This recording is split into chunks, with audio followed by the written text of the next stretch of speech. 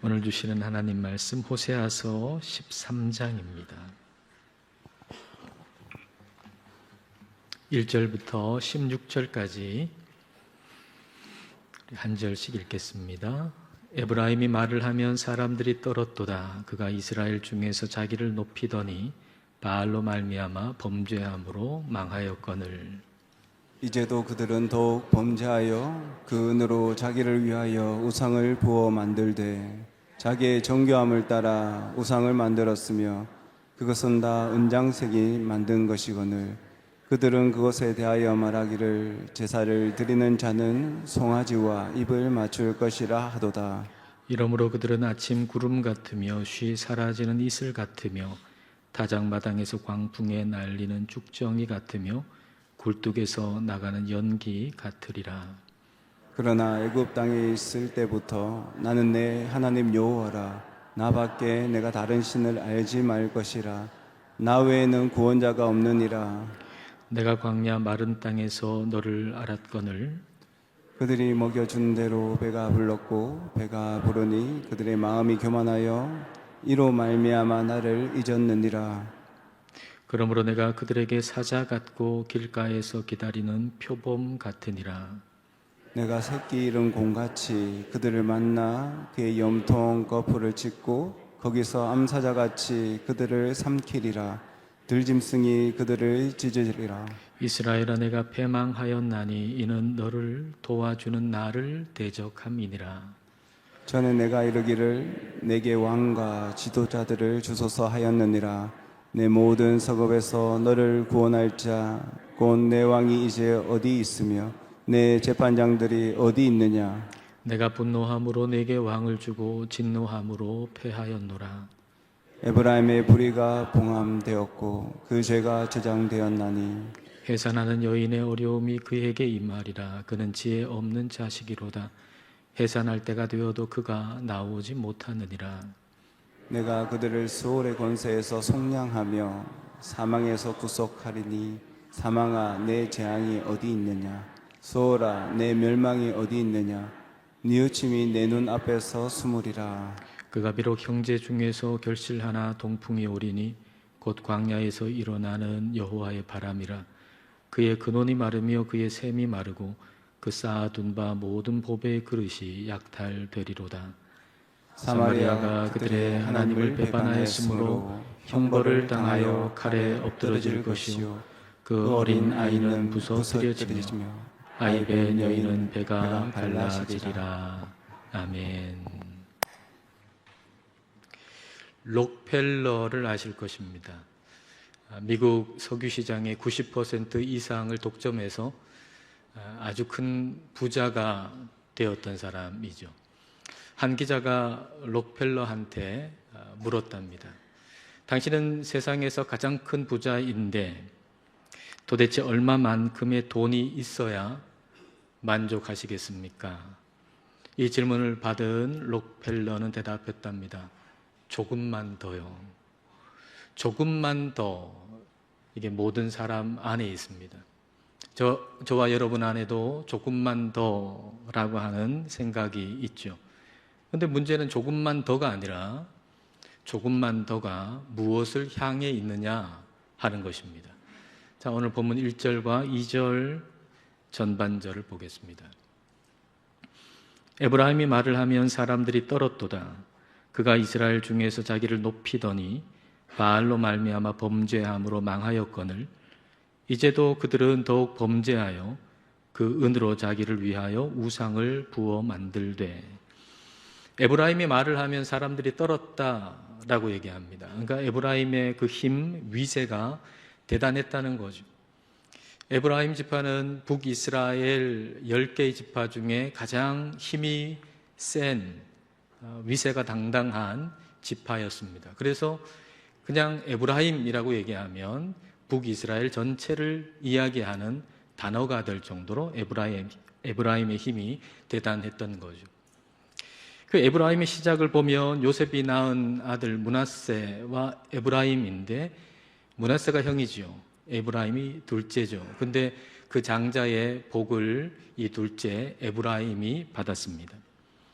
이렇게 에브라임이 가장 큰 위세를 떨칠 수 있었던 것은 자기의 능력 때문이 아니고 자기의 자격 때문이 아니고 하나님의 은혜 때문이었던 거죠. 그렇다면 하나님을 높여야 마땅할 겁니다. 그런데 에브라임은 자기 자신을 높였습니다. 조금만 더가 자기 자신을 높이는 일을 향해 있었던 거죠. 조금만 더 그렇게 자기 자신을 계속 높이고자 했던 겁니다. 그것은 그들로 하여금 하나님으로부터 점점 멀어지게 만들었고 그리고 더욱 범죄하게 만들었습니다. 그렇게 살아가는 그 삶의 결과가 무엇인가 3절 말씀이 우리에게 가르쳐 주시죠. 이러므로 그들은 아침 구름 같으며 쉬 사라지는 이슬 같으며 타작 마당에서 광풍에 날리는 쭉정이 같으며 굴뚝에서 나가는 연기 같으리라. 조금만 더 자기를 높이려고 했던 그 삶의 결과가 허무하고 허망한 결과뿐이다 라고 하는 걸 말씀해 주십니다. 우리 안에 있는 조금만 더는 무엇을 향해 있습니까? 저와 여러분 안에 다 조금만 더라는 게 있습니다. 근데 그 조금만 더가 무엇을 향해 있습니까? 믿음의 사람들 안에도 조금만 더가 있었습니다. 그런데 그 방향이 달랐던 거죠. 자, 시편 27편 4절입니다. 다윗의 조금만 더는 뭐냐?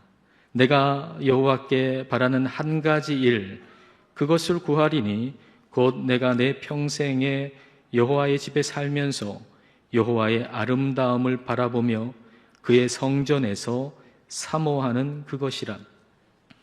다윗이 바라는 한 가지는 하나님을 사모하는 것이었습니다.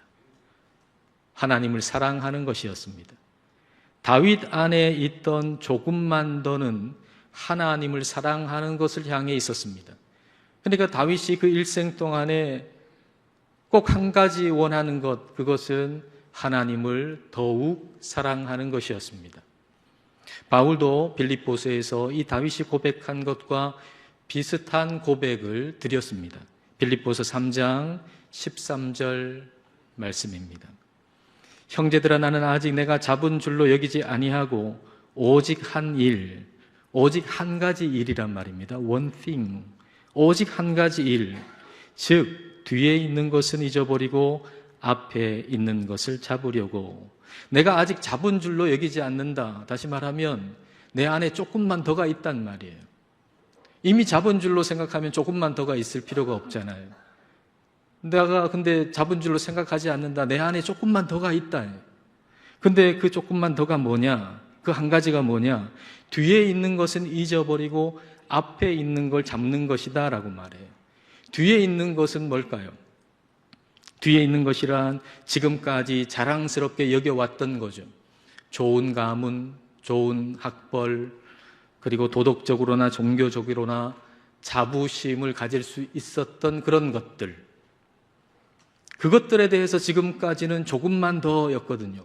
조금만 더 좋은 학벌, 조금만 더 높은 자리, 조금 더 많은 인기, 조금만 더 하고 그렇게 살아왔는데 이제는 그걸 다 잊어버리고 배설물처럼 여긴다는 거예요.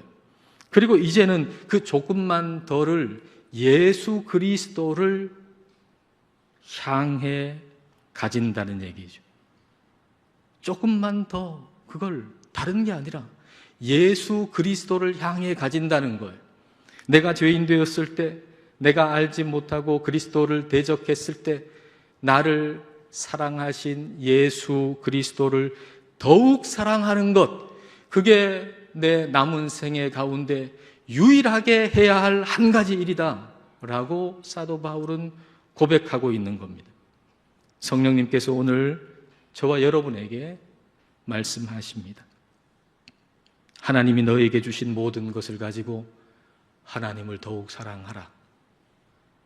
너의 삶에 일어나는 모든 일을 통해서 하나님을 더욱 사랑하라. 오늘을 주신 것은 주님을 더욱 사랑하라고 주신 것입니다.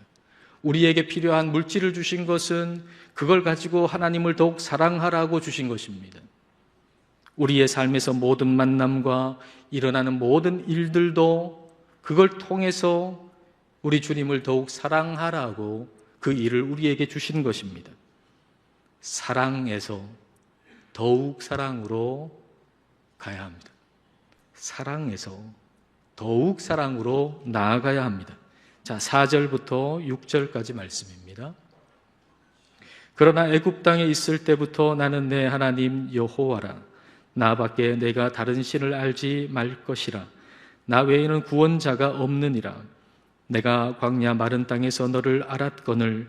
자, 6절 말씀을 같이 읽겠습니다.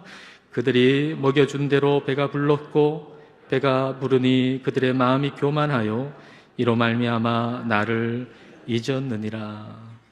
애굽 땅에 있을 때부터 나는 너의 하나님이다. 광야 마른 땅에 있을 때 내가 너를 알았다. 다시 말하면 네가 가장 비천하고 가장 낮을 때, 가장 보잘것없을 때, 너 자신에게서는 사랑받을 만한 어떤 자격도 조건도 없을 때 하나님이 너를 사랑했다 그 말이에요. 하나님이 우리를 사랑했다는, 우리가 가장 낮고 비천할 그때 하나님이 우리를 사랑하셨다라고 하는 것. 인생의 가장 밑바닥에서 나와 함께 계시고 나를 사랑하신 그 하나님을 사랑하는 게 마땅하지 않겠습니까? 그리고 그분이 우리가 가장 낮은 그 처지에서 우리를 구원해 주시고 우리를 높여 주셨다면 그 주님을 더욱 사랑하는 것이 마땅한 일이 아니겠습니까? 그런데 이스라엘은 배가 부르니 교만해져서 하나님을 잊어버렸다라고 했습니다. 사랑이 더욱 사랑으로 나아가지 못했던 거죠. 사랑하지 않았던 것이 아닙니다. 사랑이 더욱 사랑으로 나아가지 못한 것입니다. 우리가 다 한때는 하나님을 사랑했던 사람 아닙니까? 성도라고 하면, 이 자리에 있는 사람이라면, 예수님을 믿는 사람이라면 한때는 다 예수님을 사랑했던 사람들이죠. 중요한 것은 한때 사랑했던 그 하나님을 지금 더 사랑하고 있느냐라고 하는 거예요. 여기에는 한 분도 예외 없이 한때 하나님을 다 사랑했던 사람입니다. 중요한 것은 한때 사랑했던 그분을 지금은 더 사랑하고 있느냐는 것. 하나님을 잊어버리고 살지는 않습니까? 이스라엘은 하나님을 잊어버렸습니다. 이에 대해서 하나님 뭐라고 하시나요? 자, 7절과 8절 말씀을 보겠습니다. 그러므로 내가 그들에게 사자 같고 길가에서 기다리는 표범 같으니라. 내가 새끼 잃은 곰같이 그들을 만나 그의 염통 거풀을 찢고 거기서 암사자같이 그들을 삼키리라. 들 짐승이 그들을 찢으리라. 사자, 표범, 새끼 잃은 곰같이 하나님이 하나님을 잊은 백성들을 징계하신다라고 하는 것. 염통 거풀을 찢는다, 삼켜버린다. 표현이 아주 거칠고 무섭습니다. 여러분, 이런 구절을 읽을 때 어떤 생각이 드시나요? 하나님이 너무 잔인하신 분 같다는 생각이 드시지는 않으시나요? 아니, 하나님이 사랑이시라고 하는데 어떻게 이럴 수가 있나? 라는 생각이 들지는 않는지요? 더욱 사랑이라고 하는 단어를 다시 한번 여러분 떠올려 보십시오. 오늘을 주신 것은 주님을 더욱 사랑하라고 주신 것이고, 우리에게 필요한 물질을 주신 것은 주님을 더욱 사랑하라고 주신 것이고, 우리의 삶의 모든 만남이나 모든 펼쳐지는 일들은 그걸 통해서 주님을 더욱 사랑하라고 우리에게 그 일을 주시는 것입니다. 그렇다면 성경을 주신 것도 주님을 더욱 사랑하라고 주신 것입니다. 성경을 읽는 목적도 더욱 사랑입니다. 성경을 읽는 목적은 주님을 더욱 사랑하기 위해서 읽는 것입니다. 더욱 사랑은 주님이 누군지를 정확히 알아야 더 사랑할 수 있죠. 주님이 누군지도 모르는데 그분을 어떻게 사랑합니까? 주님이 누군지를 정확히 알아야 우리는 주님을 더욱 사랑할 수 있습니다. 따라서 우리가 물어야 하는 것은 내가 주님을 제대로 알고 있는가라고 하는 거예요. 하나님이 잔인하다라고 하는 생각이 드신다면 질문해야 할 것은 내가 하나님을 정말 제대로 알고 있는가? 라고 질문해야 한단 말입니다. 어떤 뉴스를 우리가 보고 있다고 한번 생각해 보십시다. 근데 그 뉴스에 이런 내용이 나오는 거예요. 남자가 있는데 남자가 너무 보잘것없어요. 가진 것도 없어요. 근데 한 여자가 이 남자를 지극히 사랑하고 계속 뒷바라지를 해주는 거예요. 근데 이 볼품없는 이 남자하고 여자가 결혼식을 올려요. 그리고 끝까지 변함없이 사랑하겠다고 결혼 서약도 했어요. 근데 이 남편이 결혼 이후에 아내의 지속적인 도움을 받아가지고 성공을 한 거예요. 근데 성공하고 나니까 이 남편이 아내 몰래 외도를 했어요. 이걸 알게 된 아내가 너무나도 큰 충격을 받았어요. 그리고 아주 분노하는 거예요. 크게 분노하는 거예요. 이 내용을 들은 우리가 분노하고 있는 이 여자를 향해서 너무 오버하는 거 아니야, 이 여자? 아니, 남편 사랑한다면서 남편한테 왜 그렇게 화를 내? 저 여자 참 이상한 여자네? 라고 우리가 생각한다면 그것은 내 마음이, 내 생각이 심각하게 잘못되어 있다는 증거 아니겠습니까? 근데 우리는 성경을 읽으면서는 그렇게 한단 말이에요. 죄에 대한 하나님의 진노에 대해서 하나님 너무 잔인하다.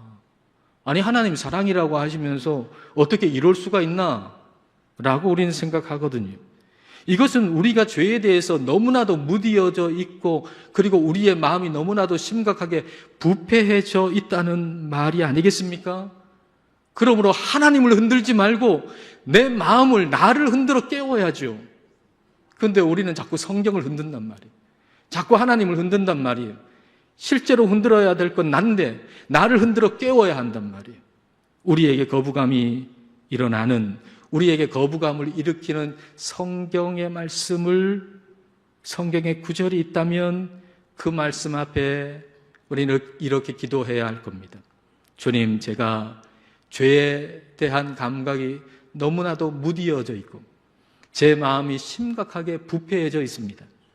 그래서 주님과의 언약을 파괴하고 우상을 섬기고 그리고 하나님을 잊어버린 것을, 하나님이 얼마나 미워하시는 것에 대해서 공감하지 못하고 있습니다. 하나님이 그걸 얼마나 미워하시는데 내가 성경을 읽으면서도 그 미워하시는 걸 보면서도 읽으면서도 제 마음속에 아무런 공감하는 마음이 생기지가 않습니다. 오히려 하나님이 너무 잔인한 것 아니냐고 생각했습니다. 성령님, 저를 불쌍히 여기셔서 이 말씀을 통해서 주님께서 미워하시는 걸 함께 미워할 수 있게 해 주십시오. 주님께서 기뻐하시는 걸 함께 기뻐할 수 있게 해 주십시오. 그래서 이 말씀을 통해서 주님을 더욱 사랑하게 해 주십시오. 이렇게 기도해야 할 겁니다. 오늘 우리에게 주어진 시간은 주님을 더욱 사랑하라고 주신 시간입니다. 우리에게 일어난 모든 일들은 주님을 더욱 사랑하라고 우리의 삶에 일어나는 일들입니다. 이스라엘의 실패는 사랑하지 않았던 게 아닙니다. 한때 사랑했으나 더욱 사랑하지 않은 것, 그것이 이스라엘의 실패입니다. 여러분, 우리에게도 실패가 있다면 바로 이 실패죠. 사랑하지 않았던 게 아니에요. 믿지 않았던 게 아니에요. 한때 믿었으나, 한때 사랑했으나 오늘 더욱 사랑하지 않는 것, 우리는 이 실패를 해서는 안 됩니다. 자, 9절 말씀을 보겠습니다. 이스라엘아, 내가 패망하였나니 이는 너를 도와주는 나를 대적함이니라. 도우시는 하나님을 한때는 사랑했는데 왜 더욱 사랑으로 이어지지 못했을까요? 한때는 하나님을 사랑했는데 그게 더욱 사랑으로 이어지질 못하고 오히려 그 하나님을 대적하고 우상을 섬기는 이유가 뭘까요? 왜 사람들은 우상을 섬길까요? 그것은 나를 기분 좋게 만들기 때문입니다. 아주 일시적인 것이긴 하지만 나를 기분 좋게 하기 때문에 그걸 따르고 섬기는 거죠. 그래서 사람은 그것이 자기를 파멸로 이끌어가는 위험한 것임에도 불구하고 자기를 기분 좋게 만들어주는 걸 계속 따라가는 거예요. 그 위험한 거예요. 나를 파멸로 이끄는 아주 위험한 것이에요. 그럼에도 불구하고 나를 기분 좋게 하기 때문에 계속 따라가는 거죠. 제가 예전에 부교역자로 있을 때 그 성도 한 분이 지금도 편지나 메일을 가끔 주시곤 하십니다. 이분은 정기적으로 병원에 가가지고 상담을 받고 정신과 약을 처방 받아서 살아가시는 분이에요. 이런 어려움이 있음에도 불구하고 주님만 섬기려고 하는 그 모습이 얼마나 감동적인지 몰라요. 얼마 전에 또 메일을 보내주셨는데 그 메일 가운데 이런 내용이 있더라고요. 자신의 주치의 선생님이 자신에게 이렇게 얘기했대요. 항상 기분이 좋으면 위험한 상태라고. 항상 기분이 좋으면 위험한 상태예요. 그렇게 얘기해 줬다라는 거예요. 제가 그 글을 읽으면서 그게 영적인 교훈으로 다가왔어요. 저에게는 영적인 교훈. 기분 좋은 것이 영적으로 위험한 상태일 수 있다라는 생각이 들었어요. 기분이 좋은 것이 영적으로 위험한 상태가 될 수 있다. 기분의 초점은 나잖아요. 기분의 초점은 나거든요. 내가 주인인데 주인인 내가 원하는 대로 돼가지고 기분이 좋고, 내가 주인인데 내가 원하는 대로 안 돼가지고 기분이 나쁜 거죠. 그래서 기분이 나쁠 때도 조심해야 되지만 기분이 좋을 때도 조심해야 돼요. 내가 내 인생의 주인이 되어 살고 있지 않는가 한번 점검해 봐야 한단 말이죠. 내가 지금 이렇게 기분이 나쁜 것은 내가 주인이 되어가지고 살아왔기 때문이 아닐까? 내가 지금 이렇게 기분이 좋은 것은 내가 내 인생의 주인이 되어서 살아왔기 때문에 지금 내가 이렇게 기분이 좋은 게 아닐까 하고 점검해 봐야 한다는 것입니다. 성경은 우리에게 항상 기분 좋게 살라고 말씀하시지 않잖아요. 항상 기뻐하라, 쉬지 말고 기도하라, 범사에 감사하라 라고 말씀하시잖아요. 중요한 건 기분이 아니고 대상이잖아요. 항상 기뻐하라. 누구를요? 하나님을요. 쉬지 말고 기도하라. 누구에게요? 하나님께. 범사에 감사하라. 누구에게? 하나님께. 항상 쉬지 말고 범사에 하나님을 주인 삼으라. 그 말이죠. 너는 언제나 하나님을 주인 삼으라. 그런데 우리는 하나님을 주인으로, 왕으로 인정하기보다 내가 주인 되고 내가 왕이 돼가지고 내가 원하는 대로 다 이루어져서 기분 좋아지기를 원하는 거예요.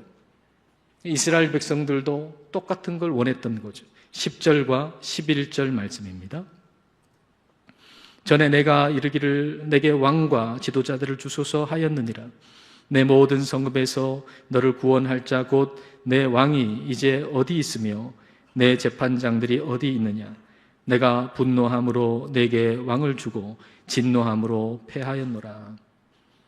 하나님이 이스라엘의 왕이 되셔야 하는데 이스라엘은 다른 왕을 구했단 말이에요. 근데 하나님이 그걸 주셨어요. 이스라엘이 원한 걸 받았어요.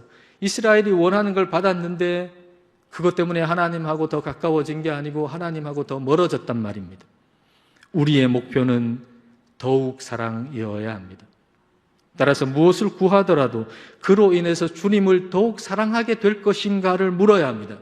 아무리 많은 것을 얻고 아무리 성취한다 할지라도 그로 인해서 우리 주님을 더욱 사랑하게 되지 않는다면 그걸 구할 이유가 없는 것이죠. 우리가 구할 것은 더욱 사랑입니다. 14절 말씀입니다. 내가 그들을 수월의 권세에서 속량하며 사망에서 구속하리니 사망아 내 재앙이 어디 있느냐, 수월아 내 멸망이 어디 있느냐, 뉘우침이 내 눈 앞에서 숨으리라. 14절의 번역은 두 가지로 나뉩니다. 히브리어 본문이 이 두 가지 해석이 다 가능하기 때문이죠. 그중 하나는 이스라엘 백성들의 죄에 대한 하나님의 진노, 하나님의 심판입니다. 그러니까 이렇게 해석이 되는 거예요. 내가 그들을 수월의 권세, 사망의 권세에서 건져내겠는가? 건져내지 않는다는 거죠. 그들을 건져내겠는가? 건져내지 않는다. 그렇게 되면 그 뒤에 있는 구절, 사망아 내 재앙이 어디 있느냐, 수오라 내 멸망이 어디 있느냐라고 하는 말은 사망을 호출하는 거예요. 야, 사망아 너 지금 어디 있냐, 빨리 와가지고 이 죄를 범한 이스라엘 백성들 쳐라, 이 이스라엘 백성, 죄 지은 이스라엘 백성들 심판해라, 그런 내용이 되는 거예요. 죄에 대한 하나님의 엄중한 심판이죠. 우리는 죄에 대한 하나님의 엄중한 심판이 있다는 사실을 잊으면 안 됩니다. 죄의 결과는 사망입니다. 우리는 육신의 죽음만이 아니라 그 이후 하나님의 심판이 있다는 사실, 그리고 두 번째 죽음이 있다는 걸 알아야 됩니다. 여러분, 육신의 죽음이라고 하는 것은 그 이후 두 번째 죽음, 영원한 죽음이 있다라고 하는 것을 알리는 표지에 불과하는 거예요. 육신의 죽음은 그 뒤에 두 번째 죽음, 영원한 죽음, 심판 이후에 죽음이 있다, 영원한 죽음이 있다라고 하는 걸 알려주는 거예요.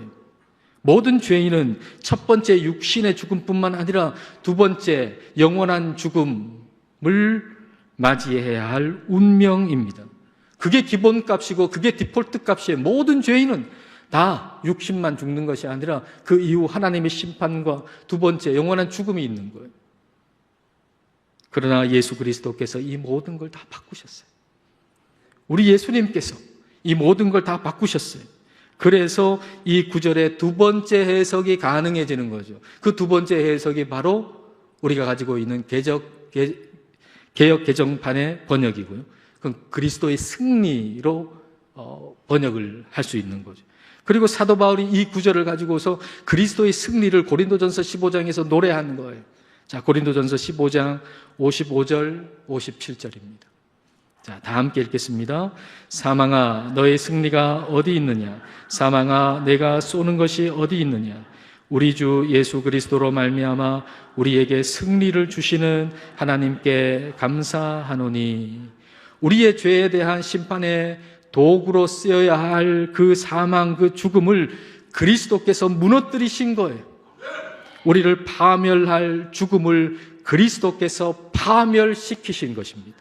다시 말하면 우리는 인생의 가장 큰 문제를 해결받은 사람들입니다. 죄와 사망의 문제, 이것보다 더 큰 문제가 뭐가 있겠습니까? 그러니까 우리는 우리의 인생 가운데 가장 근본적이고 가장 거대한, 가장 큰 문제를 해결받은 사람들이죠.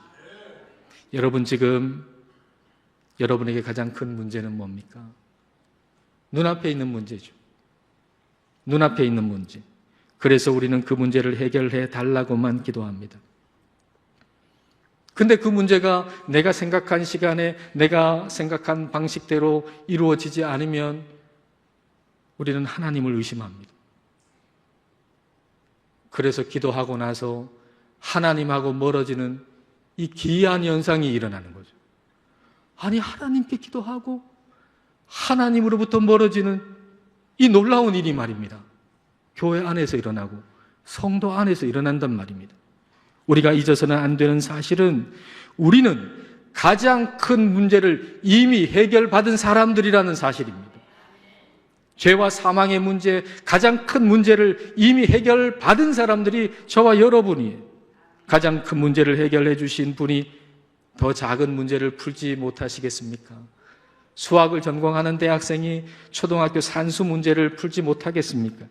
그러므로 우리 눈앞에 있는 인생의 문제 앞에서 먼저 가장 큰 문제를 해결해 주신 하나님께 감사드리고, 기도의 목표를 문제 해결이 아니라 하나님을 더욱 사랑하는 것으로 그 목표를 수정해야 합니다. 그렇다면 이렇게 기도할 수 있겠지요. 하나님, 제 삶의 이 문제가 저에게는 너무나도 크게 느껴집니다. 그러나 이 문제보다 훨씬 더 큰, 가장 큰 인생의 문제, 죄와 사망의 문제를 해결해 주신 주님께 감사를 드립니다. 가장 큰 문제를 해결해 주신 주님께 이 문제를 맡겨드립니다. 이 문제를 통해서 주님을 더 사랑하게 해 주십시오. 이 문제 때문에 기도하는 모든 시간을 통해서 주님을 더욱 사랑하게 해 주십시오. 주님을 더욱 사랑하는 것으로 목표를 이번 주간에 한번 다 바꾸어 보십시오. 여러분 삶에 여러 가지 목표가 있을 거 아닙니까? 이건 이 목표, 저건 저 목표. 그런데 그 모든 목표들을 한번 목표 수정을 한번 해보세요. 이 모든 것의 목표가 주님을 더 사랑하는 것이 되도록 목표를 수정하고 이 한 주간 한번 살아보십시오. 모든 시간, 모든 일이 주님을 더욱 사랑하라고 주신 것임을 우리가 알고 주어진 모든 시간과 모든 일에서 주님을 더욱 사랑하게 되기를 축복합니다. 기도하시겠습니다. 이 시간 우리에게 주어진 모든 시간, 모든 일들을 통해서 주님을 더욱 사랑하게 해달라고 시간 함께 기도하시겠습니다.